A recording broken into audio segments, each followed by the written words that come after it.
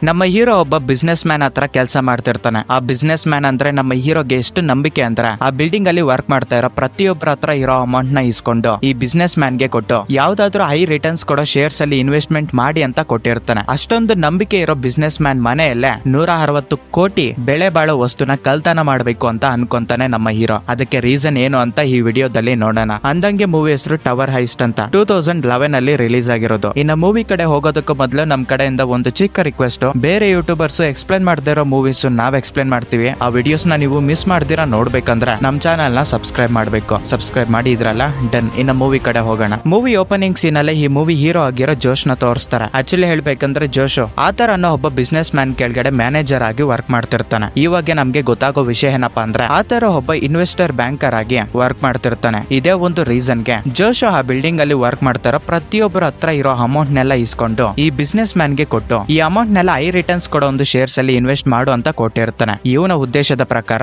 ಆ ಬಿಲ್ಡಿಂಗ್ ಅಲ್ಲಿ ವರ್ಕ್ ಮಾಡ್ತಾರ ಪ್ರತಿಯೊಬ್ರು ರಿಟೈರ್ಡ್ ಆಗೋತಷ್ಟಿಗೆ ಅವರ ಕೈಯಲ್ಲಿ ಒಂದಷ್ಟು ಅಮೌಂಟ್ ಇರಬೇಕು, ಅವರು ಸಂತೋಷವಾಗಿ ಬದುಕಬೇಕು ಅನ್ನೋ ಒಂದು ಆಸೆ ಇರುತ್ತೆ. ಹೀಗೆ ದಿನಗಳು ಕಳೀತಾ ಇರ್ತವೆ. ಒಂದು ದಿನ ನಮ್ಮ ಹೀರೋ ಆ ಬಿಲ್ಡಿಂಗ್ ಅಲ್ಲಿ ವರ್ಕ್ ಮಾಡೋದಕ್ಕಂತ ಬರ್ತಾನೆ. ಸರಿಯಾಗಿ ಅದೇ ಟೈಮ್ಗೆ ಜನರಲ್ ಮ್ಯಾನೇಜರ್ ನಮ್ಮ ಹೀರೋನ ಕರೆದ್ಬಿಟ್ಟು, ತುಂಬಾ ಹೊತ್ತಿನಿಂದ ಚಾರ್ಲಿನ ಹುಡುಕ್ತಾ ಇದ್ದೀನಿ, ಅವ್ನ್ ಎಲ್ಲಿದ್ದಾನೆ, ಇನ್ನು ಹಾಫ್ ಅನ್ ಅವರ್ ಅಲ್ಲಿ ನನ್ ಕಣ್ ಮುಂದೆ ಇರಬೇಕು ಅಂತ ಬೈತಾನೆ. ಸರಿಯಾಗಿ ಅದೇ ಟೈಮ್ಗೆ ಚಾರ್ಲಿನೂ ಕೂಡ ಅಲ್ಲಿಗೆ ಬರ್ತಾನೆ. ಇವಾಗ ನಮ್ಗೆ ಗೊತ್ತಾಗೋ ವಿಷಯ ಏನಪ್ಪಾ ಅಂದ್ರೆ ಚಾರ್ಲಿ ಬೇರೆ ಯಾರು ಅಲ್ಲ, ಜೋಶ್ಗೆ ಸಿಸ್ಟರ್ ಇರ್ತಾಳೆ. ಆ ಸಿಸ್ಟರ್ ನ ಮದುವೆ ಮಾಡ್ಕೊಂಡಿರೋವನೇ ಈ ಚಾರ್ಲಿ. ಆದ್ರೆ 20 ಮಿನಿಟ್ಸ್ ಲೇಟ್ ಆಗಿ ಬಂದಿರೋದ್ರಿಂದ ಜೋಶ್ ಅವನ ಮೇಲೆ ಕೋಪ ಪಡ್ತಾ ಇರ್ತಾನೆ. ಜನರಲ್ ಮ್ಯಾನೇಜರ್ ತುಂಬಾ ಕೋಪದಲ್ಲಿದ್ದಾನೆ. ನಿನ್ನ ಕೆಲಸ ಇವಾಗ ತೆಗಿಬಹುದು ಅಂತ ಅನ್ಕೊಂತಾ ಇದೀನಿ ಅಂತ ಹೇಳ್ತಾನೆ. ಅದಕ್ಕೆ ಭಯ ಬಿದ್ದು ಚಾರ್ಲಿ ಇದ್ಕೊಂಡು, ಜೋಶ್ ನನ್ ಜೊತೆ ಆಟ ಆಡ್ಬೇಡ, ಇವಾಗ ನಾನು ಟೆನ್ಷನ್ ಅಲ್ಲಿ ಇದ್ದೀನಿ, ನನ್ನ ಹೆಂಡತಿ ಇವಾಗ ಗರ್ಭವತಿ ಅಂತ ನಿನಗೂ ಗೊತ್ತಲ್ವಾ ಅಂತ ಹೇಳ್ತಾನೆ. ಹಾಗೆ ಸ್ವಲ್ಪ ತಾದ್ಮೇಲೆ ಜನರಲ್ ಮ್ಯಾನೇಜರ್ ನ ಮೀಟ್ ಆಗೋದಕ್ಕೆ ಜೋಶ್ ಅಲ್ಲಿಗೆ ಹೋಗ್ತಾನೆ. ಆ ಮ್ಯಾನೇಜರ್ ಇದ್ಕೊಂಡು, ಈ ಬಿಲ್ಡಿಂಗ್ ಅಲ್ಲಿರೋ ಪೆಂಟ್ ಹೌಸ್ ಅಲ್ಲಿ ಫ್ರಿಡ್ಜ್ ಅಂತ ಒಬ್ಬ ಇದ್ದಾನೆ, ಅವನು ತುಂಬಾ ದಿನಗಳಿಂದ ಅಮೌಂಟೇ ಪೇ ಮಾಡ್ತಿಲ್ಲ, ನೀನ್ ಅವನ ಹತ್ರಕ್ಕೆ ಹೋಗಿ ಅವನು ಪೆಂಟ್ ಹೌಸ್ ನ ಖಾಲಿ ಮಾಡ್ಸು ಅಂತ ಹೇಳ್ತಾನೆ. ನಂತರ ಫ್ರಿಡ್ಜ್ ಆ ಪೆಂಟ್ ಹೌಸ್ ಹತ್ರ ಹೋಗೋದಷ್ಟಿಗೆ ಫ್ರಿಡ್ಜ್ ಅಲ್ಲಿ ಇರ್ತಾನೆ. ನಮ್ಮ ಹೀರೋ ಅವನ ಹತ್ರ ಮಾತಾಡ್ತಿರುವಾಗ ನಮ್ಗೆ ಗೊತ್ತಾಗುತ್ತೆ ಫ್ರಿಡ್ಜ್ ಒಬ್ಬ ಶ್ರೀಮಂತ ವ್ಯಕ್ತಿ, ಆದ್ರೆ ಬಿಸ್ನೆಸ್ ಮಾಡಿ ಎಲ್ಲ ಲಾಸ್ ಆಗೋಗ್ಬಿಟ್ಟು ಇವಾಗ ಅವನಿರೋ ಪೆಂಟ್ ಹೌಸ್ ಗೆ ರೆಂಟ್ ಕಟ್ಟೋದಕ್ಕೂ ಆಗದೆ ಇರೋಂದು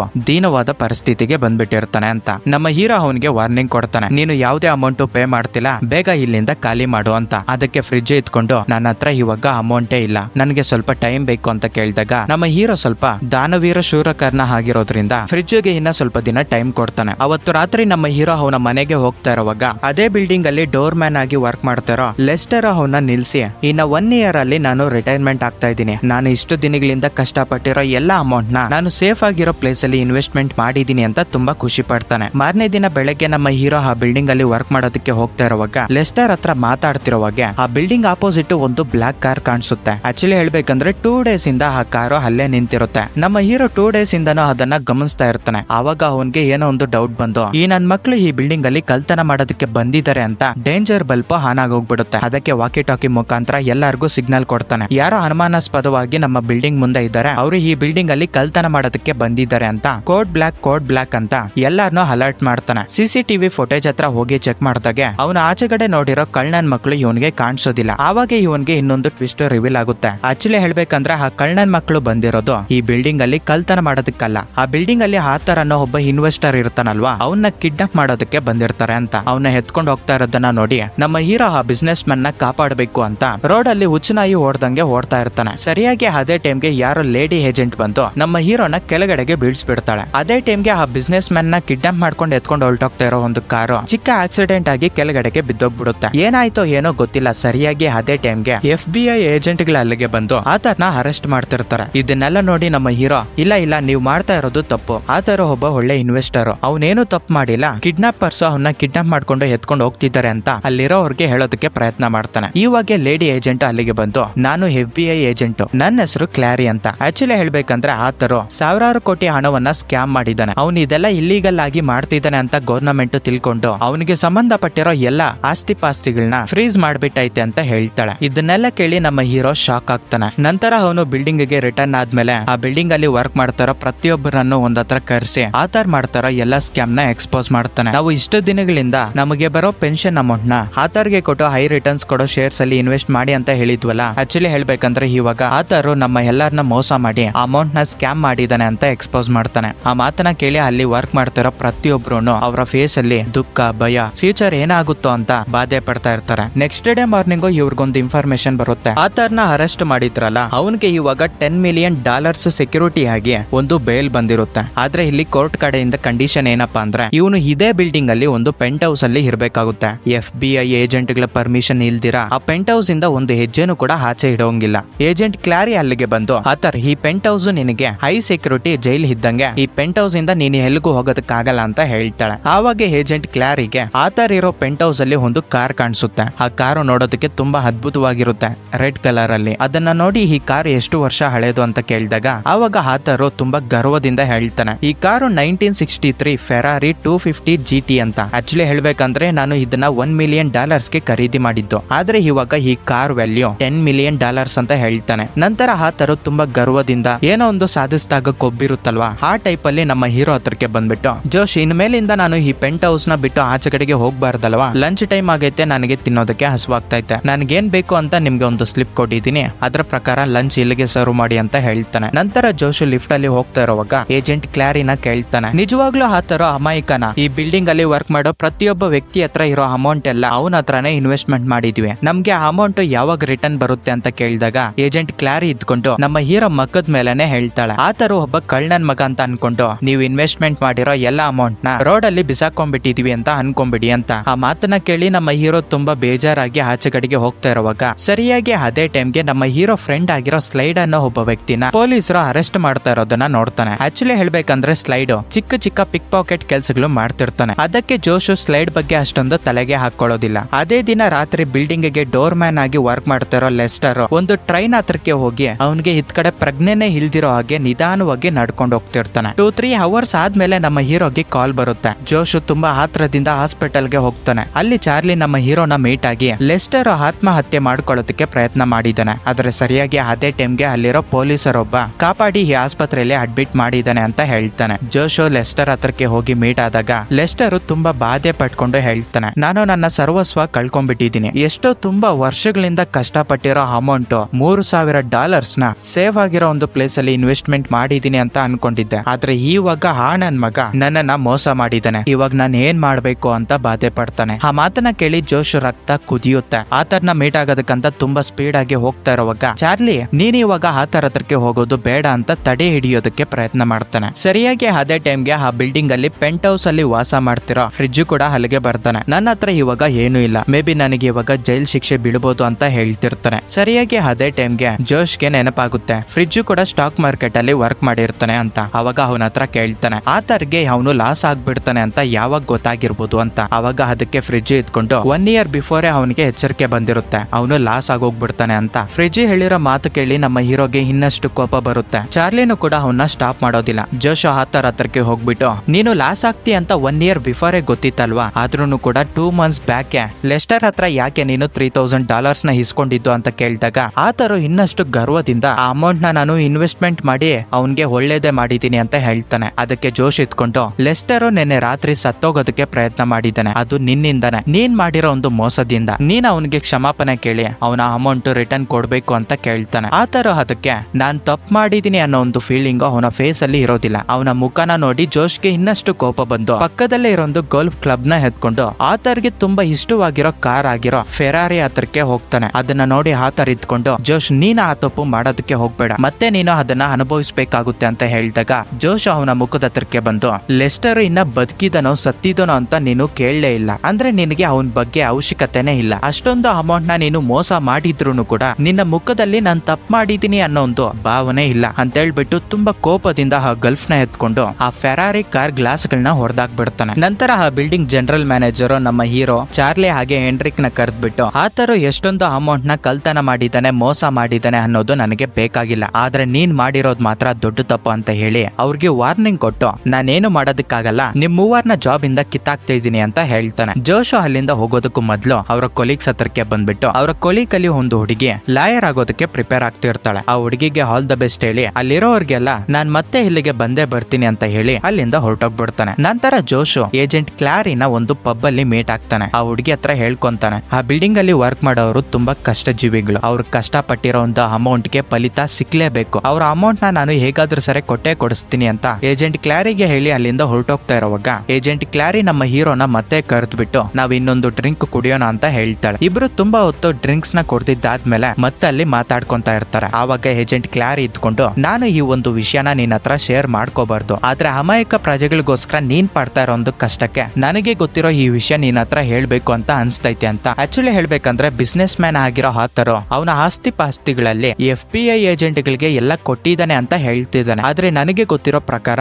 ಇನ್ನ $20 ಮಿಲಿಯನ್ ಆಸ್ತಿನ ಅವನು ಎಲ್ಲೋ ಒಂದ್ ಕಡೆ ಬಚ್ಚಿಕ್ಕಿದ್ದಾನೆ. ಇದು FBI ಏಜೆಂಟ್ ಗಳಿಗೂ ಕೂಡ ಗೊತ್ತಿಲ್ಲ. ಈ ಸೀಕ್ರೆಟ್ ನ ನಮ್ಮ ಹೀರೋ ಹತ್ರ ಶೇರ್ ಮಾಡ್ಕೊಂತಾಳೆ. ಏಜೆಂಟ್ ಕ್ಲಾರಿ ಹೇಳಿರೋ ಮಾತು ಕೇಳಿ ನಮ್ಮ ಹೀರೋ ಮೈಂಡ್ ಬ್ಲಾಕ್ ಆಗೋಗ್ಬಿಡುತ್ತೆ. ಮಾರನೇ ದಿನ ಬೆಳಗ್ಗೆಯಿಂದ ನಮ್ಮ ಹೀರೋ ಮೈಂಡ್ ತುಂಬಾ ಫಾಸ್ಟ್ ಆಗಿ ಓಡೋದಕ್ಕೆ ಶುರು ಆಗುತ್ತೆ. ಅವನು ವರ್ಕ್ ಮಾಡಿರೋ ಒಂದು ಹಳೆ ಆಫೀಸ್ ಹತ್ರಕ್ಕೆ ಹೋಗಿ ನೋಟ್ ಬುಕ್ಸ್ ನೆಲ್ಲ ಚೆಕ್ ಮಾಡ್ತಾನೆ. ಹಾಗೆ $20 ಮಿಲಿಯನ್ ನ ಎಂತ ಸೇಫ್ಸ್ ನ ಇವನು ರೆಡಿ ಮಾಡಿರ್ತಾನೆ ಅಂತ ಚೆಕ್ ಮಾಡ್ತಾನೆ. ನಂತರ ಆ ಬಿಲ್ಡಿಂಗ್ ಅಲ್ಲಿ ಕೆಲಸನ ಕಳ್ಕೊಂಡಿರೋ ಚಾರ್ಲಿ, ಫ್ರಿಡ್ಜ್ ಹಾಗೆ ಹೆನ್ರಿಕ್ ಇವರ ಮೂವರ್ನ ಅವನ ಮನೆಗೆ ಕರೆಸಿ ಇವನ್ ಹಾಕಿರೋ ಒಂದು ಮಾಸ್ಟರ್ ಪ್ಲಾನ್ ನ ಎಕ್ಸ್ಪ್ಲೇನ್ ಮಾಡ್ತಾನೆ. ಆಕ್ಚುಲಿ ಹೇಳ್ಬೇಕಂದ್ರೆ FBI ಏಜೆಂಟ್ ಹೇಳಿರೋ ಪ್ರಕಾರ ಆತರು $20 ಮಿಲಿಯನ್ ನ ಎಲ್ಲ ಒಂದು ಕಡೆ ಬಚ್ಚಿಕ್ಕಿರ್ಬೇಕು. ನನಗೆ ಗೊತ್ತಿರೋ ಹಾಗೆ ಅವನು ರೀಸೆಂಟ್ ಆಗಿ ಅವನು ವಾಸ ಮಾಡ್ತಾ ಇರೋ ಒಂದು ಪೆಂಟ್ ಹೌಸ್ ನ ಸ್ವಲ್ಪ ರಿಪೇರಿ ಮಾಡಿಸಿದ್ದ. ಅಂದ್ರೆ ಅದೇ ಬಿಲ್ಡಿಂಗ್ ಅಲ್ಲಿ ಯಾವ್ದೋ ಒಂದು ಸೇಫ್ ಅಲ್ಲಿ ಅವನು ಆ $20 ಮಿಲಿಯನ್ ನ ಬಚ್ಚಿಕ್ಕಿದ್ದಾನೆ. ಇವಾಗ ನಾವು ಆ $20 ಮಿಲಿಯನ್ ನ ಅವನಿರೋ ಬಿಲ್ಡಿಂಗ್ ಅಲ್ಲೇ ಕಲ್ತನ ಮಾಡ್ಬೇಕು ಅಂತ ಹೇಳ್ತಾನೆ. ಜೋಶ್ ಮಾತುಗಳು ಕೇಳಿ ಫ್ರಿಡ್ಜ್ ಹಾಗೆ ಹೆನ್ರಿಕ್ ಇಬ್ರು ರೆಡಿ ಆಗ್ತಾರೆ. ಆದ್ರೆ ಚಾರ್ಲಿ ಮಾತ್ರ,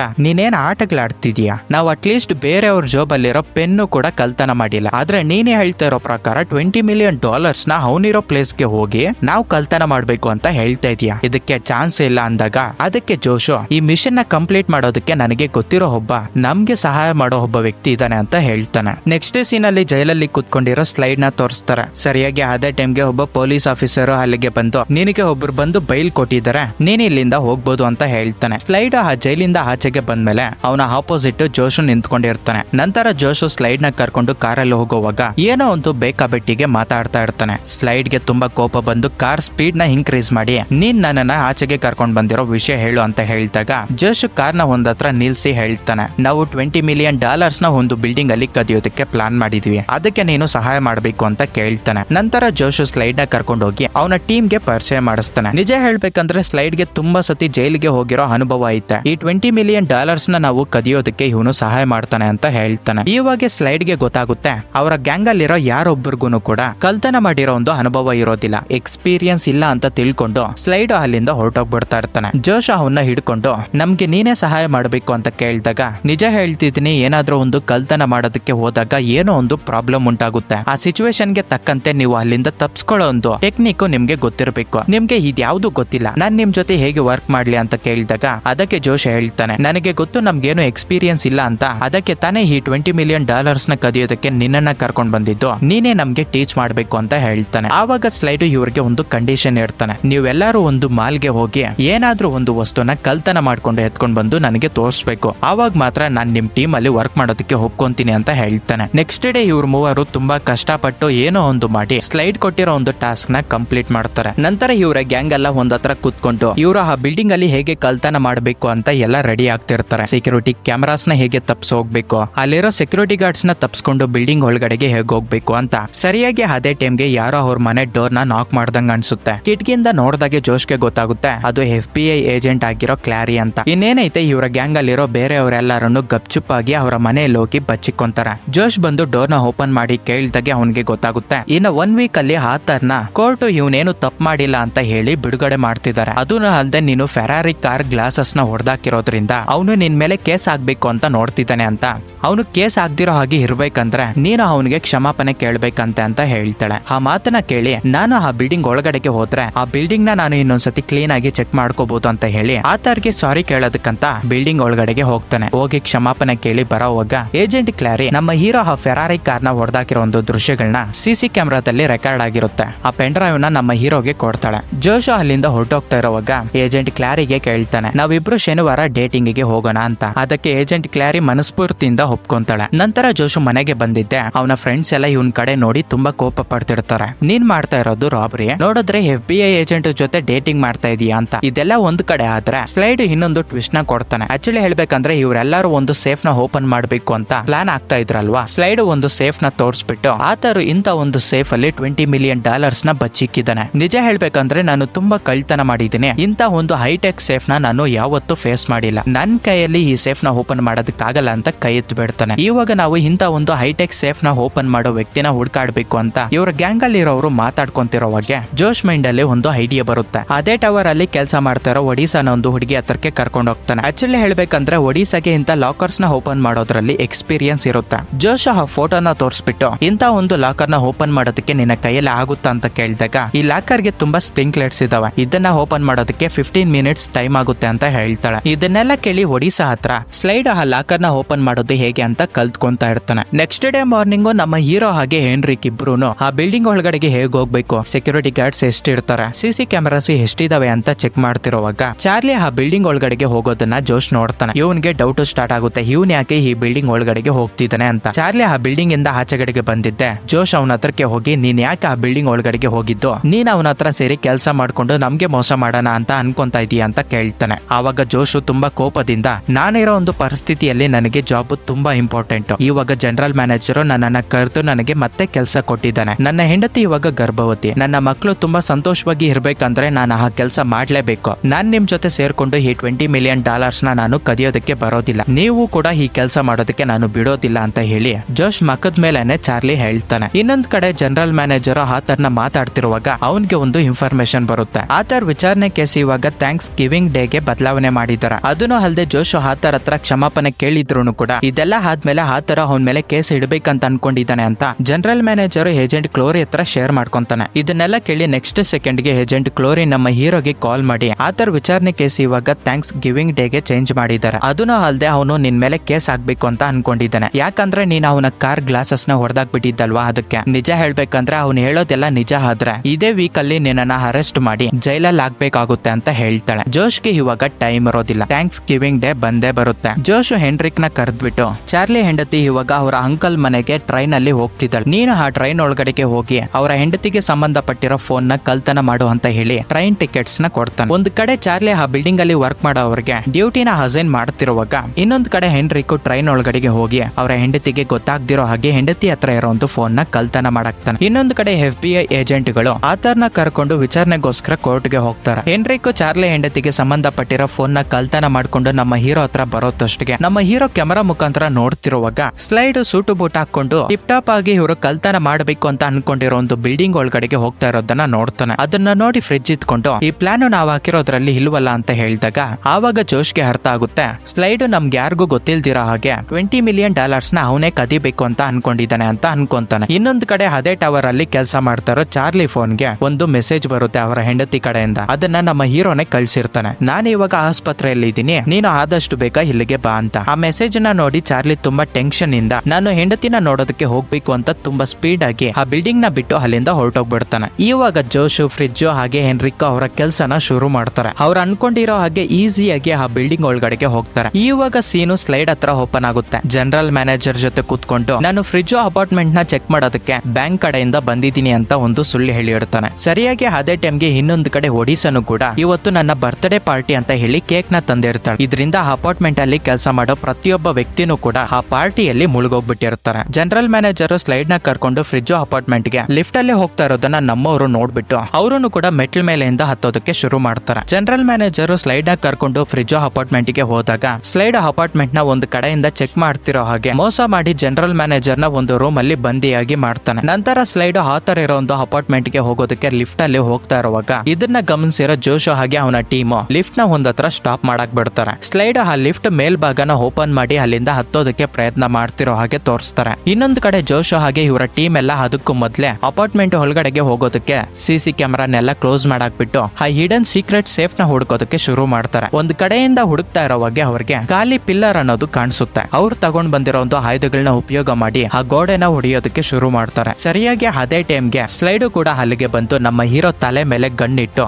ಈ ಸೇಫ್ ನನಗೆ ಕೊಟ್ಬಿಡಿ ಅಂತ ಬೆದರಿಕೆ ಹಾಕ್ತಾನೆ. ಇಲ್ಲಿ ಟ್ವಿಸ್ಟ್ ಏನಪ್ಪಾ ಅಂದ್ರೆ ಸರಿಯಾಗಿ ಅದೇ ಟೈಮ್ಗೆ ಒಡಿಸಾನು ಕೂಡ ಅಲ್ಲಿಗೆ ಬಂದು ಆ ಗನ್ನ ತೆಗಿಲಿಲ್ಲ ಅಂದ್ರೆ ನಿನ್ನನ್ನ ಶೂಟ್ ಮಾಡ್ತೀನಿ ಅಂತ ಇನ್ನೊಂದು ಗನ್ನು ತೆಗಿತಾಳೆ. ಸ್ಲೈಡ್ ಸ್ವಲ್ಪ ಡಿಸ್ಟ್ರಾಕ್ಟ್ ಆಗ್ತಾನೆ. ಆ ಟೈಮ್ ನ ಉಪಯೋಗ ಮಾಡ್ಕೊಂಡು ಫ್ರಿಡ್ಜ್ ಅವನ ಹತ್ರ ಇರೋ ಒಂದು ಗನ್ನ ಎತ್ಕೊಂಡ್ಬಿಟ್ಟು ಸ್ಲೈಡ್ ನ ಬಂದಿಯಾಗಿ ಮಾಡ್ತಾರೆ. ನಂತರ ಒಡಿಸಾ ಆ ಲಾಕರ್ ನ ಓಪನ್ ಮಾಡೋದಕ್ಕೆ ಶುರು ಮಾಡ್ತಾಳೆ. ಇನ್ನೊಂದು ಕಡೆ ಏಜೆಂಟ್ ಕ್ಲೋರಿ ಆತರ್ನ ಕರ್ಕೊಂಡು ಕೋರ್ಟ್ ಗೆ ಹೋದಾಗ ಕೋರ್ಟ್ ಇವತ್ತು ಹಾಲಿಡೇ, ಲಾಯರ್ ಕೂಡ ಇವತ್ತು ಬಂದಿಲ್ಲ ಅಂತ ಅಲ್ಲಿರೋ ಒಬ್ಬ ವ್ಯಕ್ತಿ ಹೇಳ್ತಾನೆ. ಇದನ್ನೆಲ್ಲ ಕೇಳಿ ಕ್ಲೋರಿಗೆ ಸ್ವಲ್ಪ ಡೌಟ್ ಆಗುತ್ತೆ, ಇಲ್ಲ ಏನೋ ನಡೀತಾ ಇತ್ತೆ, ಮೇ ಬಿ ನಿನ್ನ ಪೆಂಟ್ ಹೌಸ್ ಅಲ್ಲಿ ಯಾರೋ ಕಳ್ತನ ಮಾಡೋದಕ್ಕೆ ಶುರು ಮಾಡಿದಾಳೆ ಅಂತ ಹೇಳಿ ಮತ್ತೆ ಅವರು ಆ ಬಿಲ್ಡಿಂಗ್ ಹತ್ರಕ್ಕೆ ಬರೋದಕ್ಕೆ ಶುರು ಆಗ್ತಾರೆ. ಇನ್ನೊಂದು ಕಡೆ ಚಾರ್ಲಿನು ಕೂಡ ಟವರ್ ಗೆ ರಿಟರ್ನ್ ಆಗಿರ್ತಾನೆ. ಆಕ್ಚುಲಿ ಹೇಳ್ಬೇಕಂದ್ರೆ ಅವನ ಆಸ್ಪತ್ರೆಗೆ ಹೋಗಿ ಚೆಕ್ ಮಾಡಿದಾಗ ಅವನಿಗೆ ಗೊತ್ತಾಗಿರುತ್ತೆ ಆಸ್ಪತ್ರೆಯಲ್ಲಿ ಅವನ ಹೆಂಡತಿ ಇರೋದಿಲ್ಲ. ನನ್ನನ್ನ ಇಲ್ಲಿಂದ ಕಳ್ಸೋದಕ್ಕೆ ಯಾರೋ ನನಗೆ ಮಿಸ್ ಇನ್ಫಾರ್ಮೇಶನ್ ಸೆಂಡ್ ಮಾಡಿದಾರೆ. ಜೋಶ್ ಏನಾದ್ರೂ ಈ ಟವರ್ ಒಳಗಡೆಗೆ ಬಂದಿದ್ನಾ ಅಂತ ಅಲ್ಲಿರೋ ಸೆಕ್ಯೂರಿಟಿ ಗಾರ್ಡ್ ಹತ್ರಕ್ಕೆ ಹೋಗಿ ಕೇಳ್ತಾನೆ. ಇಲ್ಲ ಸರ್, ನನಗೆ ಗೊತ್ತಿರೋ ಹಾಗೆ ಇಲ್ಲಿಗೆ ಯಾರು ಎಂಟ್ರಿ ಆಗಿಲ್ಲ ಅಂತ CCTV ಫುಟೇಜ್ ನ ಚೆಕ್ ಮಾಡಿ ಹೇಳ್ತಾನೆ. ಇನ್ನೊಂದು ಕಡೆ ಪೆಂಟ್ ಹೌಸ್ ಅಲ್ಲಿ ಜೋಶು ಹಾಗೆ ಒಡಿಸಾ ಇವರೆಲ್ಲರೂ ಆ ಲಾಕರ್ ನ ಓಪನ್ ಮಾಡೋದಕ್ಕೆ ಟ್ರೈ ಮಾಡ್ತಿರ್ತಾರಲ್ವಾ. ತುಂಬಾ ಕಷ್ಟಪಟ್ಟು ಒಡಿಸಾ ಆ ಲಾಕರ್ ನ ಓಪನ್ ಮಾಡ್ತಾಳೆ. ಆವಾಗೆ ಅಲ್ಲಿರೋರ್ಗೆಲ್ಲ ಮೈಂಡ್ ಬ್ಲಾಕ್ ಆಗೋಗ್ಬಿಡುತ್ತೆ. ನಿಜ ಹೇಳ್ಬೇಕಂದ್ರೆ ಆ ಸೇಫ್ ಅಲ್ಲಿ ಒಂದು ಪೈಸೆನೂ ಕೂಡ ಇರೋದಿಲ್ಲ. ಇದನ್ನೆಲ್ಲ ನೋಡಿ ಸ್ಲೈಡ್ ಇದ್ಕೊಂಡು ನಾನು ಇಲ್ಲಿಂದ ಹೊರಟೋಗ್ಬಿಡ್ತೀನಿ, ನನಗೆ ಸಂಬಂಧಪಟ್ಟಿರೋ ಗನ್ನು ನನಗೆ ಕೊಟ್ಬಿಡು ಅಂತ ಫ್ರಿಡ್ಜ್ ಹತ್ರ ಕಿತ್ಕೊಳ್ಳೋದಕ್ಕೆ ನೋಡ್ತಾನೆ. ಇಲ್ಲ, ಈ ಗನ್ ಕೊಡಲ್ಲ ಅಂತ ಫ್ರಿಡ್ಜ್. ಇಲ್ಲ, ಈ ಗನ್ ನನಗೆ ಬೇಕು ಅಂತ ಸ್ಲೈಡ್. ಇವರಿಬ್ರು ಕಿತ್ತಾಡ್ತಿರುವಾಗ ಮಿಸ್ ಫೈರ್ ಆಗಿ ಆ ಬುಲೆಟ್ ಹೋಗಿ ಅದೇ ಪೆಂಟ್ ಹೌಸ್ ಅಲ್ಲಿರೋ ತುಂಬಾ ವರ್ಷಗಳಿಗೆ ಸಂಬಂಧಪಟ್ಟಿರೋ ಫೆರಾರಿ ಕಾರ್ ಮೇಲೆ ಬೀಳುತ್ತೆ. ಆವಾಗ ಜೋಶ್ ಆ ಬುಲೆಟ್ ಕಡೆ ನೋಡ್ದಾಗೆ ಗೊತ್ತಾಗುತ್ತೆ ಆ ಬುಲೆಟ್ ಬಿದ್ದಿರೋ ಒಂದು ಪ್ಲೇಸ್ ಅಲ್ಲಿ ಆ ರೆಡ್ ಕಲರ್ ಹೊರಟೋಗ್ಬಿಟ್ಟು ಗೋಲ್ಡ್ ಕಲರ್ ಪಳಪಳ ಅಂತ ಹೊಳಿತಾ ಇರುತ್ತೆ. ಜೋಶ್ಗೆ ಡೌಟ್ ಬಂದು ಆ ಕಾರ್ ನ ಗೀಚಿದಾಗ ರೆಡ್ ಕಲರ್ ಪೇಂಟ್ ಹೊರಟೋಗ್ಬಿಟ್ಟು ಗೋಲ್ಡ್ ಕಲರ್ ಪಳಪಳ ಅಂತ ಹೊಳಿತಾ ಇರುತ್ತೆ. ಫ್ರಿಡ್ಜ್ ಆವಾಗ ಅದನ್ನೆಲ್ಲ ವ್ಯಾಲ್ಯೂ ಮಾಡಿ ಹೇಳ್ತಾನೆ. ನನಗೆ ಗೊತ್ತಿರೋ ಹಾಗೆ ಇವಾಗ ಈ ಕಾರ್ ವ್ಯಾಲ್ಯೂ $45 ಮಿಲಿಯನ್ ಅಂತ. ಪ್ರಾಪರ್ ಆಗಿ ಇಂಡಿಯನ್ ರುಪೀಸ್ ಅಲ್ಲಿ ಹೇಳ್ಬೇಕಂದ್ರೆ 160 ಕೋಟಿ ಬೆಲೆ ಬಾಳೋ ಕಾರು. ಸೊ ಅವರೆಲ್ಲರೂ ಸೇರ್ಕೊಂಡು ಈ ಕಾರ್ನ ಇಲ್ಲಿಂದ ಕಳ್ತನ ಮಾಡಬೇಕು ಅಂತ ಅನ್ಕೊಂತಾರ. ಒಂದೇ ಸತಿ ಈ ಕಾರ್ನ ಈ ಬಿಲ್ಡಿಂಗ್ ಇಂದ ಎತ್ಕೊಂಡು ಹೋಗೋದಕ್ಕಾಗಲ್ಲ. ಫಸ್ಟ್ ನಾವು ಈ ಅಪಾರ್ಟ್ಮೆಂಟ್ ಇಂದ ಮೊದ್ಲು ಫ್ರಿಡ್ಜ್ ಇದ್ನಲ್ಲ ಆ ಅಪಾರ್ಟ್ಮೆಂಟ್ ಗೆ ಇದನ್ನ ಕಳ್ಸ್ಕೋಬೇಕು. ಇದಕ್ಕೆ ನಾವು ಈ ಟವರ್ ಗ್ಲಾಸಸ್ ನ ಕ್ಲೀನ್ ಮಾಡೋದಕ್ಕೆ ಉಪಯೋಗ ಮಾಡೋ ಕ್ರೇನ್ ನ ಉಪಯೋಗ ಮಾಡ್ಕೊಳ್ಳೋಣ ಅಂತ ಹೇಳ್ಬಿಟ್ಟು ಜೋಶ್ ಹೆನ್ರಿಗೆ ಹೇಳ್ತಾನೆ. ನೀನು ಈ ಬಿಲ್ಡಿಂಗ್ ಮೇಲೆಗೆ ಹೋಗಿ ಕ್ರೇನ್ ನ ಉಪಯೋಗ ಮಾಡಿ ಆ ವೈರ್ ನ ನಮ್ಗೆ ಕೊಡು, ನಾವು ಈ ಕಾರ್ ಗೆ ಅಟ್ಯಾಚ್ ಮಾಡ್ತೀವಿ. ಮತ್ತೆ ನೀನು ಆ ಕ್ರೇನ್ ನ ಉಪಯೋಗ ಮಾಡ್ಕೊಂಡು ಕಾರ್ ನ ಫ್ರಿಡ್ಜ್ ಅಪಾರ್ಟ್ಮೆಂಟ್ ಹತ್ರಕ್ಕೆ ಕರ್ಕೊಂಡು ಹೋಗು. ಆವಾಗ ಫ್ರಿಡ್ಜ್ ಆ ಕಾರ್ ನ ಹೇಳ್ಕೊಂಡು ಅವನ ಅಪಾರ್ಟ್ಮೆಂಟ್ ಗೆ ಎತ್ಕೊಂತಾನೆ ಅಂತ ಹೇಳ್ತಾನೆ. ಅದರ ಪ್ರಕಾರನೇ ಅವರ ಪ್ಲಾನ್ ನ ಇಂಪ್ಲಿಮೆಂಟ್ ಮಾಡ್ತಾರೆ. ಆ ಕಾರ್ ನ ನಿಧಾನವಾಗಿ ಆ ಬಿಲ್ಡಿಂಗ್ ಮೇಲೆಯಿಂದ ಫ್ರಿಡ್ಜ್ ಅಪಾರ್ಟ್ಮೆಂಟ್ ಗೆ ಕಳಿಸ್ತಿರುವಾಗ ಜೋಶ್ ಅವಾಗ ಫ್ರಿಡ್ಜ್ ಗೆ ಹೇಳ್ತಾನೆ, ಆ ಕಾರ್ ನ ನಿನ್ನ ಅಪಾರ್ಟ್ಮೆಂಟ್ ಒಳಗಡೆಗೆ ಹೇಳ್ಕೊ ಅಂತ. ಫ್ರಿಡ್ಜ್ ಆ ಕಾರ್ ನ ಹಿಡ್ಕೊಳ್ಳೋ ಒಂದು ಮೂಮೆಂಟ್ ಅಲ್ಲಿ ಬೈ ಮಿಸ್ ಆಗಿ ಕೆಳಗಡೆಗೆ ಬಿದ್ದೋಗ್ಬಿಡ್ತಾನೆ. ಆ ಕಾರ್ ನ ಒಂದು ಕೈಯಲ್ಲಿ ಹಿಡ್ಕೊಂಡು ನೇತಾಡ್ತಾ ಇರ್ತಾನೆ. ಸರಿಯಾಗಿ ಅದೇ ಟೈಮ್ಗೆ ಆತರ ಇರೋ ಒಂದು ರೂಮ್ ಹತ್ರಕ್ಕೆ FBI ಏಜೆಂಟ್ ಬಂದು ಡೋರ್ ನ ನಾಕ್ ಮಾಡ್ತಿರ್ತಾನೆ. ಅದೇ ಅಪಾರ್ಟ್ಮೆಂಟ್ ಅಲ್ಲಿರೋ ನಮ್ಮ ಜೋಶ್ ಹಾಗೆ ಸ್ಲೈಡ್ ಇಬ್ರುನ ಅಲ್ಲಿಂದ ತಪ್ಸ್ಕೋಬೇಕು ಅಂತ ಕ್ರೇನ್ ವೇರ್ ನ ಹಿಡ್ಕೊಂಡು ನಿಧಾನವಾಗಿ ಹಿಡ್ಕೊಂಡು ಬರ್ತಾ ಇರ್ತಾರೆ. ಇನ್ನೇನ್ ಫ್ರಿಡ್ಜ್ ಅವನ ಕೈನ ಬಿಟ್ಟು ಇನ್ನ ಕೆಳಗಡೆಗೆ ಬಿದ್ದು ಸತ್ತೋಗ್ಬಿಡ್ಬೇಕು. ಸರಿಯಾಗಿ ಅದೇ ಟೈಮ್ಗೆ ಜೋಶ್ ಅಲ್ಲಿಗೆ ಬಂದು ಫ್ರಿಡ್ಜ್ ಕೈನ ಹಿಡ್ಕೊಂಡು ಅವನ ಪ್ರಾಣನ ಕಾಪಾಡ್ತಾನೆ. ಇನ್ನೊಂದ್ ಕಡೆ ಏಜೆಂಟ್ ಕ್ಲಾರಿ ಹಾತರ್ನ ಕರ್ಕೊಂಡು ಪೆಂಟ್ ಹೌಸ್ ಹತ್ರ ಬರ್ತಿರುವಾಗ ಒಂದು ಟ್ರಾಫಿಕ್ ಅಲ್ಲಿ ಸಿಕ್ಕಾಕೊಂಡ್ಬಿಡ್ತಾಳೆ. ಆ ಟ್ರಾಫಿಕ್ ತುಂಬಾ ತುಂಬಿಕೊಂಡಿರೋದ್ರಿಂದ ಇವ್ರು ಇವಾಗ ಆ ಪೆಂಟ್ ಹೌಸ್ ಹತ್ರ ಬರ್ಬೇಕಂದ್ರೆ ಆ ಸಿಟಿನ ಒಂದು ರೌಂಡ್ ಹಾಕೊಂಡು ಬರ್ಬೇಕಾಗುತ್ತೆ. ಇದೇ ಟೈಮ್ ಅಲ್ಲಿ ಇನ್ನೊಂದ್ ಕಡೆ ಜೋಶು, ಸ್ಲೈಡು ಹಾಗೆ ಹೆನ್ರಿ ಇವರೆಲ್ಲರೂ ಸೇರ್ಕೊಂಡು ಆ ಕಾರ್ ಹುಕ್ ನ ಹಿಡ್ಕೊಂಡು ಫ್ರಿಡ್ಜ್ ಅಪಾರ್ಟ್ಮೆಂಟ್ ಒಳಗಡೆಗೆ ಆ ಕಾರ್ ನ ಹೇಳ್ಕೊಂತಾರೆ. ಸರಿಯಾಗಿ ಅದೇ ಟೈಮ್ಗೆ ಚಾರ್ಲಿ ಅಲ್ಲಿಗೆ ಬಂದು ಒಂದು ಕಾರ್ ನ ಕಳ್ತನ ಮಾಡೋದಕ್ಕೆ ನಿನ್ನ ಲೈಫ್ ನ ರಿಸ್ಕ್ ಅಲ್ಲಿ ಇಡ್ತೀಯ ಅಂತ ತುಂಬಾ ಕೋಪದಿಂದ ಬೈತಾನೆ. ಆವಾಗ ಜೋಶು ಆ ಕಾರ್ ಗೆ ಸಂಬಂಧಪಟ್ಟಿರೋ ನಿಜಾನ ಹೇಳ್ತಾನೆ. ಆಕ್ಚುಲಿ ಹೇಳ್ಬೇಕಂದ್ರೆ ಇದು ನಾರ್ಮಲ್ ಕಾರ್ ಅಲ್ಲ, full out and out gold ಇಂದ ಮಾಡಿರೋ ಒಂದು ಕಾರು. ಈ ಕಾರ್ ವ್ಯಾಲ್ಯೂ ಇವಾಗ ಆಚೆಗಡೆ $45 ಮಿಲಿಯನ್ ಅಂತ ಹೇಳೋದ್ರಿಂದ ಚಾರ್ಲಿ ಕಣ್ಣಲ್ಲಿ ಡಾಲರ್ ಸಿಂಬಲ್ಸ್ ಹೊಳೆಯೋದಕ್ಕೆ ಶುರು ಆಗುತ್ತೆ. ಅವನು ಅವಾಗ ಪ್ಲೇಟ್ ನ ಚೇಂಜ್ ಮಾಡಾಕಿ ನಾನು ನಿಮ್ಮ ಗ್ಯಾಂಗ್ ಅಲ್ಲಿ ಸೇರ್ಕೊಂತೀನಿ, ನಾನು ನಿಮ್ಗೆ ಸಪೋರ್ಟ್ ಮಾಡ್ತೀನಿ ಅಂತ ಹೇಳ್ತಾನೆ. ಇವಾಗ ಇವರೆಲ್ಲರೂ ಲಿಫ್ಟ್ ಇಂದ ಕಾರ್ ನ ಹೇಗೆ ತಗೊಂಡು ಹೋಗೋದು ಅಂತ ಆಲೋಚನೆ ಮಾಡ್ತಿರುವಾಗ ಹೆನ್ರಿ ಲಿಫ್ಟ್ ನ ಆಪರೇಟ್ ಮಾಡೋ ಒಂದು ಹತ್ರಕ್ಕೆ ಹೋಗ್ಬಿಟ್ಟು ಕರೆಕ್ಟ್ ಆಗಿ ಫ್ರಿಡ್ಜ್ ಅಪಾರ್ಟ್ಮೆಂಟ್ ಹತ್ರ ಲಿಫ್ಟ್ ನ ಸ್ಟಾಪ್ ಮಾಡ್ತಾನೆ. ಇನ್ನೊಂದು ಕಡೆ ಜೋಶ್ ಈ ಕಾರ್ ಗೆ ಸಂಬಂಧಪಟ್ಟಿರೋ ಕೀಸ್ ನ ಹುಡ್ಕಾಡ್ತಿರುವಾಗ ಅವನಿಗೆ ಒಂದು ಬುಕ್ ಸಿಗುತ್ತೆ. ಆಕ್ಚುಲಿ ಹೇಳ್ಬೇಕಂದ್ರೆ ಆ ಬುಕ್ ಅಲ್ಲಿ ಆತಾರ್ ಮಾಡಿರೋ ಸ್ಕ್ಯಾಮ್ ಗೆ ಸಂಬಂಧಪಟ್ಟಿರೋ ಎಲ್ಲಾ ವಿಷಯಗಳು ಅದರಲ್ಲಿ ಬರ್ಕೊಂಡಿರ್ತಾನೆ. ಅವನು ನಿಧಾನವಾಗಿ ಅದನ್ನ ಅವನ ಜೋಬಿಗೆ ಹಾಕೊಂಡು ಆ ಕಾರ್ ನ ಸ್ಟಾರ್ಟ್ ಮಾಡಿ ನಿಧಾನವಾಗಿ ಲಿಫ್ಟ್ ಮೇಲೆಗೆ ಆ ಕಾರ್ ನ ಹತ್ಸೋದಕ್ಕೆ ಪ್ರಯತ್ನ ಮಾಡ್ತಾರೆ. ತುಂಬಾ ಕಷ್ಟಪಟ್ಟು ಎಲ್ಲರೂ ಆ ಕಾರ್ ನ ಲಿಫ್ಟ್ ಮೇಲ್ಗಡೆ ಕಟ್ ಹಾಕ್ಬಿಡ್ತಾರೆ. ಸರಿಯಾಗಿ ಅದೇ ಟೈಮ್ಗೆ ಇನ್ನೊಂದು ಕಡೆ ಕ್ಲಾರಿ ಆತರ್ನ ಕರ್ಕೊಂಡು ಟವರ್ ಒಳಗಡೆಗೆ ಎಂಟ್ರಿ ಕೊಡ್ತಾಳೆ. ಇನ್ನೊಂದು ಕಡೆ ಲಿಫ್ಟ್ ನ ಆಪರೇಟ್ ಮಾಡೋ ಒಂದು ಪ್ಲೇಸ್ ಅಲ್ಲಿರೋ ಹೆನ್ರಿ ಇದ್ಕೊಂಡು ಜೋಶ್ಗೆ ಇನ್ಫಾರ್ಮ್ ಮಾಡ್ತಾನೆ, ಸೆಕ್ಯೂರಿಟಿ ಕಂಟ್ರೋಲ್ ಇವಾಗ ನನ್ನ ಕೈಯಿಂದ ಬಿಟ್ಟೋಗ್ಬಿಟ್ಟೈತೆ ಅಂತ. ಆಕ್ಚುಲಿ ಹೇಳ್ಬೇಕಂದ್ರೆ ಅದೇ ಟೈಮ್ಗೆ ಕ್ಲಾರಿ ಅಲ್ಲಿಗೆ ಬಂದು ಲಿಫ್ಟ್ ಬಟನ್ ನ ಟಚ್ ಮಾಡಿರ್ತಾಳೆ. ಇವ್ರಿರೋ ಒಂದು ಲಿಫ್ಟ್ ತುಂಬಾ ಸ್ಪೀಡ್ ಆಗಿ ಕೆಳಗಡೆಗೆ ಹೋಗ್ತಾ ಇರುತ್ತೆ. ಸ್ವಲ್ಪ ತಾದ್ಮೇಲೆ ಕೆಳಗಡೆ ಇರೋ ಕ್ಲಾರಿ ಹಾಗೆ ಆತರು ಇವರ ಟೀಮ್ ಎಲ್ಲ ಲಿಫ್ಟ್ ಒಳಗಡೆಗೆ ಹೋದ್ಮೇಲೆ ಲಿಫ್ಟ್ ಮತ್ತೆ ಮೇಲೆಗೆ ಬರೋದಕ್ಕೆ ಶುರು ಆಗುತ್ತೆ. ಇವರೆಲ್ಲರೂ ತುಂಬಾ ಭಯ ಪಡ್ತಾರೆ. ಲಿಫ್ಟ್ ತುಂಬಾ ಸ್ಪೀಡ್ ಆಗಿ ಹೀಗೆ ಹೋಗ್ತಾ ಇದ್ರೆ ಮೇಲ್ಚಾವಣಿಗೆ ಟಚ್ ಆಗಿ ಕಾರು ಹೊಡೆದೋಗೋ ಚಾನ್ಸಸ್ ಇರುತ್ತೆ ಅಂತ. ಬಟ್ ಜಸ್ಟ್ ಮಿಸ್ ಅಲ್ಲಿ ಇವರು ಬದುಕೊಂತಾರೆ. ಆವಾಗ ಸ್ಲೈಡ್ ಜೋಶ್ ಹತ್ರ ಕೇಳ್ತಾನೆ, ನಾವು ಪ್ಲಾನ್ ಮಾಡಿರೋ ಹಾಗೆ ಟ್ರಕ್ ಎಲ್ಲಿ ನಿಲ್ಸಿದಿರಾ ಅಂತ. ಜೋಶ್ ಲೆಸ್ಟರ್ ಗೆ ಕಾಲ್ ಮಾಡಿ ನಾವು ಹಾಕಿರೋ ಒಂದು ಪ್ಲಾನ್ ಅಲ್ಲಿ ಸ್ವಲ್ಪ ಚೇಂಜಸ್ ಆಗಿದಾವೆ, ನಾವ್ ಇವಾಗ ಒಂದು ಕಾರ್ ನ ಕಳ್ತನ ಮಾಡಿದ್ವಿ, ಏನೋ ಒಂದು ಮಾಡಿ ಈ ಕಾರ್ ನ ಇವಾಗ ಇಲ್ಲಿಂದ ಕಳ್ತನ ಮಾಡ್ಬೇಕು ಅಂತ ಹೇಳ್ತಾನೆ. ಇನ್ನೊಂದ್ ಕಡೆ ಆತರೋ ಹಾಗೆ ಏಜೆಂಟ್ ಗಳು ಅವನ ಅಪಾರ್ಟ್ಮೆಂಟ್ ಒಳಗಡೆಗೆ ಬಂದಿದ್ದೆ ಅಲ್ಲಿರೋ ರೆಡ್ ಕಲರ್ ಫೆರಾರಿ ಮಾಯ ಆಗೋಗ್ಬಿಟ್ಟಿರುತ್ತೆ. ಅವರೆಲ್ಲರೂ ಅದನ್ನ ನೋಡಿ ಶಾಕ್ ಆಗ್ತಾರೆ. ಹಾಗೆ ಕ್ಲಾರಿ ಇದ್ಕೊಂಡು ಈ ಬಿಲ್ಡಿಂಗ್ ಅಲ್ಲಿ ನೀನು ಬಚ್ಚಿಕಿರೋ ಸೇಫ್ ಬಗ್ಗೆ FBI ಏಜೆಂಟ್ ಗಳಿಗೆ ನೀನು ಇನ್ಫಾರ್ಮ್ ಮಾಡಿಲ್ಲ ಅಂದ್ರೆ ನೀನು ನಮ್ಮನ್ನ ಮೋಸ ಮಾಡಬೇಕು ಅಂತ ಆಲೋಚನೆ ಮಾಡಿದ್ಯಾ, ಅದಕ್ಕೆ ನಿನ್ನ ಬೈಲಿ ಇವಾಗ ಕ್ಯಾನ್ಸಲ್ ಮಾಡ್ತಾ ಇದೀವಿ, ಹಾಗೆ ನೀನು ಇವಾಗ ಜೈಲಿಗೆ ಹೋಗ್ಬೇಕಾಗುತ್ತೆ ಅಂತ ಅವನ್ನ ಅರೆಸ್ಟ್ ಮಾಡ್ತಾಳೆ. ಕ್ಲಾರಿ ಸೆಕ್ಯೂರಿಟಿ ಸಿಸ್ಟಮ್ ಹತ್ರಕ್ಕೆ ಹೋಗಿ ಚೆಕ್ ಮಾಡಿದಾಗ ಅವ್ರಿರೋ ಒಂದು ಟವರ್ ಇಂದ ಒಂದು ಟ್ರಕ್ ತುಂಬಾ ಸ್ಪೀಡ್ ಆಗಿ ಹೋಗ್ತಾ ಇರೋದನ್ನ ನೋಡ್ತಾಳೆ. ಕ್ಲಾರಿ ಪ್ರಕಾರ ಅದೇ ಟ್ರಕ್ ಟ್ರಕ್ ಅಲ್ಲಿ ಫೆರಾರಿ ಕಾರ್ ಐತಿ ಅಂತ ಅನ್ಕೊಂಡು ತುಂಬಾ ಸ್ಪೀಡ್ ಆಗಿ ಹೋಗ್ತಾ ಇರೋ ಒಂದು ಟ್ರಕ್ ನ ಫಾಲೋ ಮಾಡ್ಕೊಂಡು ಹೋಗ್ತಾರೆ. ಇನ್ನೊಂದು ಕಡೆ ಲೆಸ್ಟರ್ ಈ ಟ್ರಕ್ ನ ಓಡಿಸ್ಕೊಂಡು ತುಂಬಾ ಸ್ಪೀಡ್ ಆಗಿ ಹೋಗ್ತಾ ಇರುವಾಗ ಒಂದು ಟರ್ನಿಂಗ್ ಹತ್ರ ಮಾತ್ರ ಸಿಕ್ಕಾಕೊಂಡ್ಬಿಡ್ತಾನೆ. FBI ಏಜೆಂಟ್ ಗಳು ಇವನ್ನ ಹಿಡ್ಕೊಂಡು ಆ ಟ್ರಕ್ ಡೋರ್ ನ ಓಪನ್ ಮಾಡಿ ನೋಡಿದಾಗ ಅದರಲ್ಲಿ ಏನು ಇರೋದಿಲ್ಲ. ಕ್ಲಾರಿ ಲೆಸ್ಟರ್ ಹತ್ರಕ್ಕೆ ಹೋಗಿ ಕೇಳ್ತಾಳೆ, ನಿನ್ನ ಫ್ರೆಂಡ್ಸ್ ಎಲ್ಲ ಇಲ್ಲಿದ್ದಾರೆ, ಅವ್ರು ಎಲ್ಲಿಗೋದ್ರು ಅಂತ. ಆವಾಗ ಲೆಸ್ಟರ್ ಇದ್ಕೊಂಡು, ನನ್ನ ಟೀಮ, ನನ್ನ ಫ್ರೆಂಡ್ಸ್, ನನಗಂತ ಅವರು ಯಾರು ಇಲ್ಲ, ನಾನೇನೋ ಜಾಲಿಯಾಗಿ ಟ್ರಕ್ ನ ಓಡಿಸ್ಬೇಕು ಅಂತ ಅನ್ಕೊಂಡೆ, ಅದಕ್ಕೆ ಓಡಿಸಿದೀನಿ ಅಂತ ಹೇಳ್ತಾನೆ. ಸ್ವಲ್ಪ ತಾದ್ಮೇಲೆ ಫೆರಾರಿ ಕಾರ್ ನ ಕಳ್ತನ ಮಾಡಬೇಕು ಅಂತ ನೋಡಿದ್ದಾರೆ ಅಂತ ಜೋಶೋ ಹಾಗೆ ಅವನ ಟೀಮ್ ನೆಲ್ಲ FBI ಏಜೆಂಟ್ ಗಳು ಅವ್ರನ್ನ ಅರೆಸ್ಟ್ ಮಾಡ್ತಾರೆ. ಸ್ವಲ್ಪ ತಾದ್ಮೇಲೆ ಅವರ ಟೀಮ್ ಹಾಗೆ ಆತರ್ನ ಒಂದು ಟ್ರಕ್ ಅಲ್ಲಿ ಕುತ್ತಿಸ್ಕೊಂಡು ಹೋಗ್ತಾ ಇರುವಾಗ ಆತರು ತುಂಬಾ ಗರ್ವದಿಂದ ಜೋಶ್ ಹತ್ರ ಮಾತಾಡ್ತಾನೆ. ನಾನು ಜೈಲಿಗೆ ಹೋಗಿದ್ದು ನೆಕ್ಸ್ಟ್ ಫ್ಯೂ ಡೇಸ್ ಅಲ್ಲಿ ಆರಾಮ್ಸೆ ನಾನು ಬೈಲಿಂದ ಮನೆಗೆ ಬಂದ್ಬಿಡ್ತೀನಿ, ಆದ್ರೆ ನೀವು ಮಾತ್ರ ವರ್ಷಾನುಗಳ ಗಟ್ಲೆ ಜೈಲಲ್ಲೇ ಸಾಯ್ಬೇಕಾಗುತ್ತೆ ಅಂತ ಹೇಳ್ತಾನೆ. ಆವಾಗ ಜೋಶ್ ಇದ್ಕೊಂಡು, ನೀನು ನಮ್ಗೋಸ್ಕರ ಅಷ್ಟೊಂದು ಬಾಧೆ ಪಡೋದಕ್ಕೆ ಹೋಗ್ಬೇಡ ಅಂತ ಹೇಳ್ಬಿಟ್ಟು ಆವಾಗ ಆತರ್ಗೆ ಸಂಬಂಧಪಟ್ಟಿರೋ ಒಂದು ಬುಕ್ ನನ್ನ ಹತ್ರ ಐತೆ ಅಂತ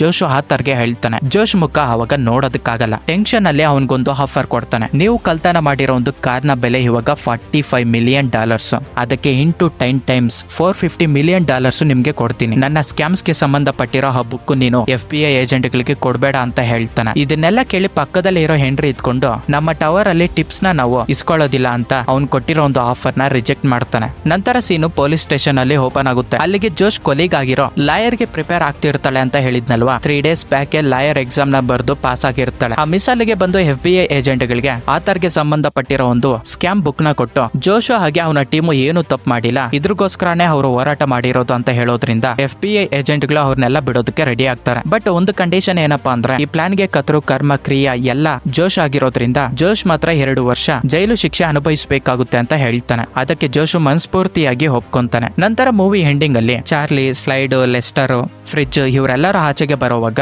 ನಮ್ಗೊಂದು ಡೌಟ್ ಇರುತ್ತೆ, ಇವರು ಆ ಬಿಲ್ಡಿಂಗ್ ಅಲ್ಲಿ ಕಳ್ತನ ಮಾಡಿರೋ ಒಂದು ಕಾರ್ನ ಏನ್ ಮಾಡಿದ್ದಾರೆ ಅಂತ. ಇವರೆಲ್ಲರೂ ಸೇರ್ಕೊಂಡು ಅದೇ ಬಿಲ್ಡಿಂಗ್ ಟವರ್ ಮೇಲೆಗೆ ಹೋಗಿ ನೋಡಿದಾಗ ಅಲ್ಲಿ ಸ್ವಿಮ್ಮಿಂಗ್ ಪೂಲ್ ಗೆ ಕವರ್ ಮಾಡಿರೋ ಒಂದು ಕವರ್ ನ ಓಪನ್ ಮಾಡ್ತಾರೆ. ಅದೇ ಸ್ವಿಮ್ಮಿಂಗ್ ಪೂಲ್ ಅಲ್ಲಿ ಇವರು ಕಳ್ತನ ಮಾಡಬೇಕು ಅಂತ ಅನ್ಕೊಂಡಿರೋ ಒಂದು ಕಾರ್ನ ಬಚ್ಚಿಕ್ಕಿರ್ತಾರೆ. ಸ್ವಲ್ಪ ದಿನಗಳಾದ್ಮೇಲೆ ಈ ಟವರ್ ಅಲ್ಲಿ ಕೆಲಸ ಮಾಡಿರೋ ಪ್ರತಿಯೊಬ್ಬ ವರ್ಕರ್ ಮನೆ ಮುಂದೆ ಒಂದು ಮಿಸ್ಟೀರಿಯಸ್ ಬಾಕ್ಸ್ ಕಾಣಿಸುತ್ತೆ. ಅವರೆಲ್ಲರೂ ಆ ಬಾಕ್ಸ್ ನ ಓಪನ್ ಮಾಡಿ ನೋಡಿದಾಗ ಈ ಕಾರ್ಗೆ ಸಂಬಂಧಪಟ್ಟಿರೋ ಬಂಗಾರದ ಪೀಸ್ ಒಂದೊಂದು ಮನೆಗೆ ಒಂದೊಂದು ಪೀಸ್ ಹೋಗಿರುತ್ತೆ. ಎಲ್ಲರೂ ತುಂಬಾ ಖುಷಿ ಪಡ್ತಾರೆ. ಚಾರ್ಲಿ ಅವನ ಹೆಂಡತಿಗೆ ಒಂದು ಮಗು ಹುಟ್ಟಿರುತ್ತೆ, ಅವನು ತುಂಬಾ ಖುಷಿ ಪಡ್ತಿರ್ತಾನೆ. ಇನ್ನೊಂದು ಕಡೆ ನಮ್ಮ ಹೀರೋಗೆ 2 ವರ್ಷ ಜೈಲ್ ಶಿಕ್ಷೆ ಬಿದ್ದಿರುತ್ತೆ, ಹಾಗೆ ಆತರ್ಗೆ ಲೈಫ್ ಟೈಮ್ ಜೈಲ್ ಶಿಕ್ಷೆ ಬಿದ್ದಿರುತ್ತೆ. ಮೂವಿ ಎಂಡಿಂಗ್ ಅಲ್ಲಿ ಜೋಶ್ಗೆ 2 ವರ್ಷ ಜೈಲ್ ಶಿಕ್ಷೆ ಬಿದ್ದಿದ್ರು ಕೂಡ ಅವನ ಮುಖದಲ್ಲಿ ತುಂಬಾ ಖುಷಿ, ನಾನೇನೋ ಒಂದು ಸಾಧಿಸಿದೀನಿ ಅಂತ. ಅಂದ್ರೆ ಆ ಬಿಲ್ಡಿಂಗ್ ಅಲ್ಲಿ ಕಷ್ಟಪಟ್ಟಿರೋ ಪ್ರತಿಯೊಬ್ಬ ವ್ಯಕ್ತಿಗೂ, ನನ್ನನ್ನ ನಂಬಿರೋ ಪ್ರತಿಯೊಬ್ಬ ವ್ಯಕ್ತಿಗೂ ಅವರ ಅಮೌಂಟ್ ರಿಟರ್ನ್ ಆಗೈತೆ ಅಂತ ಅವನು ತುಂಬಾ ಖುಷಿ ಆಗಿರೋಗೆ ತೋರಿಸಿ ಮೂವಿನ ಇಲ್ಲಿಗೆ ಎಂಡ್ ಮಾಡ್ತಾರೆ. ಮೂವಿ ನಿಮ್ಗೆ ಇಷ್ಟ ಆಯ್ತು ಅಂತ ಅನ್ಕೊಂತ ಇದ್ದೀನಿ. ಇಂತ ಇಂಟ್ರೆಸ್ಟಿಂಗ್ ಆಗಿರೋ ಮೂವೀಸ್ ನ ನಾವು ಎಕ್ಸ್ಪ್ಲೇನ್ ಮಾಡ್ತೀವಿ. ಆ ವಿಡಿಯೋಸ್ ನ ನೀವು ಮಿಸ್ ಮಾಡ್ತೀರಾ ನೋಡ್ಬೇಕಂತ ಅನ್ಕೊಂಡಿದ್ರೆ, ಇನ್ನ ಯಾರಾದ್ರೂ ನಮ್ ಚಾನಲ್ ನ ಸಬ್ಸ್ಕ್ರೈಬ್ ಮಾಡ್ಕೊಂಡಿಲ್ಲ ಅಂದ್ರೆ ಪ್ಲೀಸ್ ಡೂ ಸಬ್ಸ್ಕ್ರೈಬ್. ಮತ್ತೆ ಇನ್ನೊಂದು ವಿಷಯ ಏನಪ್ಪಾ ಅಂದ್ರೆ, thank you so much for subscribing VJ story world YouTube channel. ನೀವು ಕೊಟ್ಟಿರೋ ಸಪೋರ್ಟ್ ನೆಕ್ಸ್ಟ್ ಲೆವೆಲ್. ನಾನು ಎಕ್ಸ್ಪೆಕ್ಟ್ ಮಾಡ್ಲಿಲ್ಲ ಹಾಕಿರೋ ಜಸ್ಟ್ 2 ವಿಡಿಯೋಸ್ 30K ವ್ಯೂಸ್ ಬರುತ್ತೆ ಅಂತ. Thank you so much once again. 1000 subscribers complete ಆದ್ರು ಈ ಚಾನಲ್ ಅಲ್ಲಿ ಎಂತ ಕಂಟೆಂಟ್ ಕೊಡ್ತಿದ್ದೀನೋ ಆ ಚಾನಲ್ ಅಲ್ಲೂ ಕೂಡ ಅದೇ ಕಂಟೆಂಟ್, ಗುಡ್ ಕ್ವಾಲಿಟಿ ಕಂಟೆಂಟ್ ಕೊಡೋದಕ್ಕೆ ಟ್ರೈ ಮಾಡ್ತೀವಿ. ಇನ್ನೊಂದು ನೆಕ್ಸ್ಟ್ ಇಂಟ್ರೆಸ್ಟಿಂಗ್ ಆಗಿರೋ ವಿಡಿಯೋದಲ್ಲಿ ಮೀಟ್ ಆಗೋಣ. ಸೈನಿಂಗ್ ಆಫ್, ನಿಮ್ಮ ವರ್ತ.